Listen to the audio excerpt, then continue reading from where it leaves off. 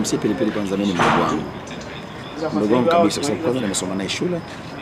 Tunasoma wote Tanga chuo cha walimu.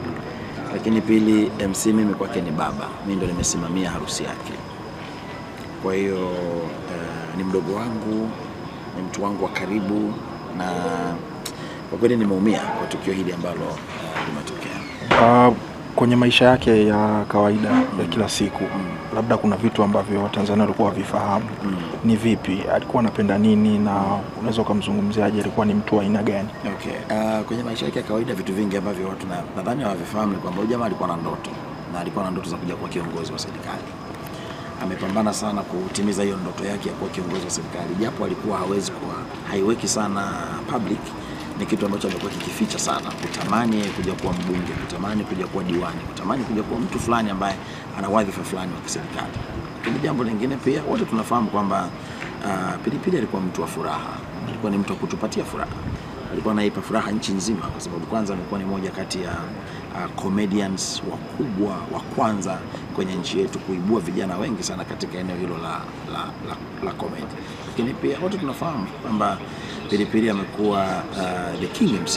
Yeye ndiye amekuwa MC bora ambaye amesafiri nafikiri kuliko MC wengine nchi nzima na amezalisha MC wengi sana kujua kwamba kwenye tasnia ya UMC unaweza kuwa mtu bora ukafanikiwa.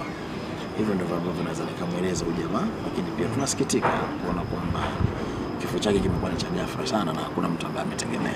MC taarifa ni lipi labda ambalo la mwisho labda kama ulizungumza naye, maana ni mtu wa karibu, ulisimamia ndoa yake, ni lipi ambalo la mwisho mliwahi kuzungumza labda unaweza ukashare na sisi? La mwisho ambalo naweza nikasema ni kwamba mara mwisho nimeongea naye juzi, nilikuwa nina kikao naye kati yake yeye na mke wake kwa sababu kuna vitu ambavyo na mimi nimekuwa navisikia kwenye mitandao kwamba ana mgogoro na mke wake. Nikampigia mke wake nikazungumza naye, akaniambia baba mwite mwenzangu tukae tutazungumza. Kwa hiyo alivyokuja hivi Dodoma ndo nilikuwa na appointment ya kuonana naye leo baada ya kumaliza shughuli yake ya kazi.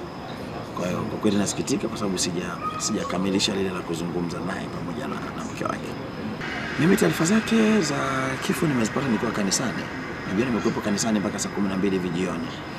Kwa hiyo kuna mdogo wangu yuko Dar es Salaam, yeye ameona kwenye ngazi nadhani. Akanipigia simu akaniambia nasikia MC Pilipili amefariki, mimi sikuamini. Nikapiga simu kwa wadogo zangu wengine na kuwasiliana na boss Ngasa pia kwa sababu ndio alikuwa amepost hicho kitu. Na akaniambia kweli wako hapa. Kwa hiyo nikafika hapa nikaona kwamba kweli MC Pilipili hatunaye tena. Ili kuwa mwanafamilia bora wa Global TV, usisahau kusubscribe, like, kushare na kucomment. Baada ya kusubscribe, bonyeza alama ya kengele ili kupata taarifa kwa kila video inayopanda Global TV Online.